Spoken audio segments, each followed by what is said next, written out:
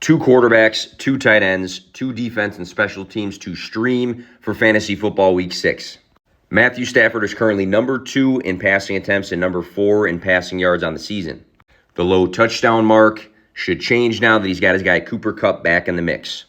Cooper Kupp in Week 5 earned 12 targets. Puka Nacua earned 11. This duo is going to be great for Matthew Stafford rest of the season. Stafford faces the Cardinals, who allow the 3rd most fantasy points per game to quarterbacks this season. Same game, just the other quarterback. Through 5 weeks, Joshua Dobbs has had finishes of QB5 and QB8, 2 weeks over 23 fantasy points. Dobbs did have 2 interceptions last week, but it was the first game this season he had a turnover through the air. He's had back-to-back weeks throwing a pair of touchdowns, 3 weeks over 40 rushing yards, which shows some mobility. The Rams allow the 11th most fantasy points per game to quarterbacks this season. Logan Thomas is coming off of a hot Week 5. He caught 9 of his 11 targets for 77 receiving yards, a touchdown, and 20.7 fantasy points. He opened up Week 1, earning 8 targets. He scored in Week 2 before exiting the game with a concussion that held him out of Week 3. It's clear that Logan Thomas has a good connection with Sam Howell. And most importantly, Atlanta allows the 2nd most fantasy points per game this season to tight ends.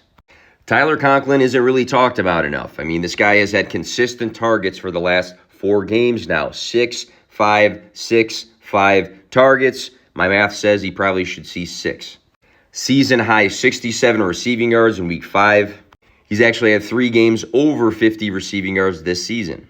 And the Eagles allow the 9th most fantasy points per game to tight ends this year. So the Jacksonville defense and special teams hasn't necessarily been like amazing this season, but they did have their 2nd best scoring week in Week 1 against the Colts, who they face in Week 6 again. Back in Week 1 against the Colts, the Jaguars had an interception, 4 sacks, 2 fumble recoveries, and allowed just 15 points in that game. In Week 4, the Jaguars' defense and special teams scored well against Atlanta. They had 2 interceptions, 1 fumble recovery, 4 sacks, again, and only had Atlanta score 7 points. Jonathan Taylor did return. Anthony Richardson is on the IR. They've already had a good week against the Colts, so I feel like they are a good streaming option. The Texans' defense and special teams has actually had 3 of their 5 games scoring double-digit fantasy points. In Week 1, the Texans finished with 4 sacks. In Week 4, with 3. They had interceptions both in Week 3 and 4. Week 5, they had 2 fumble recoveries. The Texans faced the Saints, who have scored the 11th least points per game this season and have generated the 8th least total yards per game.